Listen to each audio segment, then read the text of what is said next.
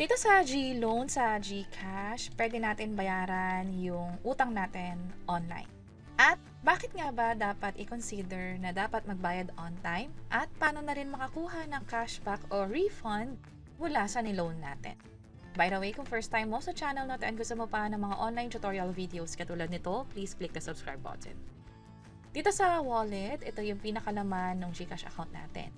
At ito yung gagamitin natin na pambayad sa niloan natin sa GCash. Ito yung GLoan, and then ito yung naman yung loan ko. Tap ko tong Pay Now. Pwede akong magbayad ng due ko for the month, which is 650 pesos. Pero may ino-offer din silang option ng Pay in Full. So, bakit ko nga ba i-consider na magbayad agad-agad, lalo kung alam ko na may enough pala akong balanse?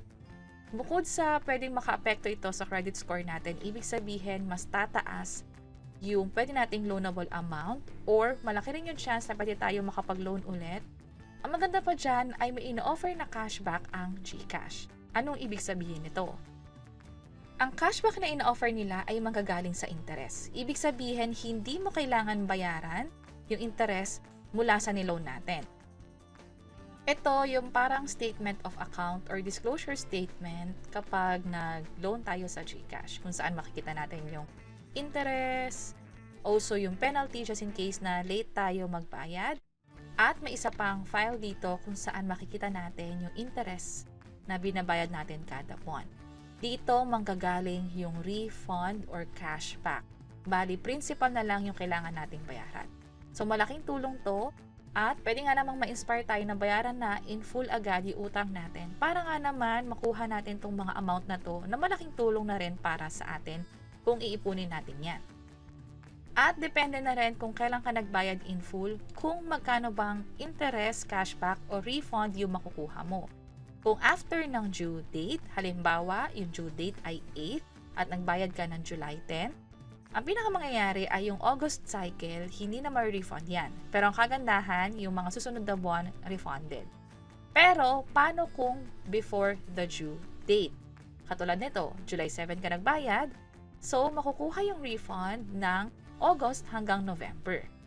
Kung sakali namang same month, ng due date mo, ibig sabihin 8, nagbayad ka noong August 5, walang makukuhang refund for that case.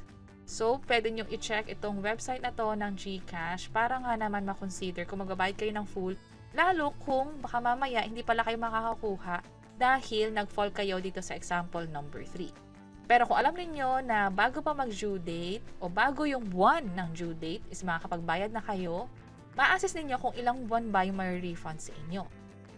At ang kagandahan niyan, pwedeng makuha agad yung refund. Katulad na na-experience ko. So, from here, nagbayad ako in full, mababawas siya sa GCash balance. So, ang mangyayari ay, yung 5,000 na principal na inutang ko, ito yung sa interest, kailangan ko na rin siyang bayaran dito.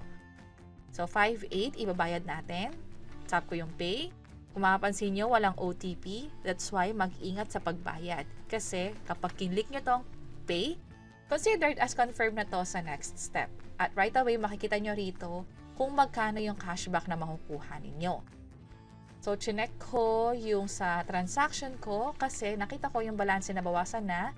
At dito nga, same time, nagbayad ako ng 5,800. Pero nung same na oras din na yun, nakakuha na ako ng cashback o refund mula sa interest. So, ito yung detalye tungkol dyan. At ang kagandahan pa niyan, katulad ng sinabi natin kanina dito sa Borrow GLoan, pwede na tayong mag-loan sa GCash. Ito lang naman ay kung sakaling meron tayong hindi inaasahan. Halimbawa, nagbayad tayo sa GCash at yun pala bigla tayo nangailangan. Mapa-emergency man yan, mapa-tuition, mapa-travel o iba pang plano, pwedeng mag-loan dito. Makikita mo sa account mo kung magkano ba yung maximum na pwedeng i-loan. Halimbawa, 100,000 pesos, automatically magde-decide yung app or yung GCash kung ilang buwan siya babayaran, ano yung interest, at magkano monthly. At i-expect mo na lang na kapag nag-loan ka natapos mo yung buong proseso, right away mapupunta siya sa wallet mo na pwede mong i-cash out or ipadala para nga naman magamit mo na agad yung niloan mo. At yun yung kagandahan ng pagbayad in full. Hindi na tayo nagkaroon ng penalty at the same time nakakuha pa tayo ng refund mula sa interest dito sa GLoan. And that's it. Sana nakatulong tong video na to. Kung oo, pakiclick ang like button at para sa iba't ibang mga tutorial videos, pwede nyo i-check ito nasa baba. Sana makatulong. See you sa next videos.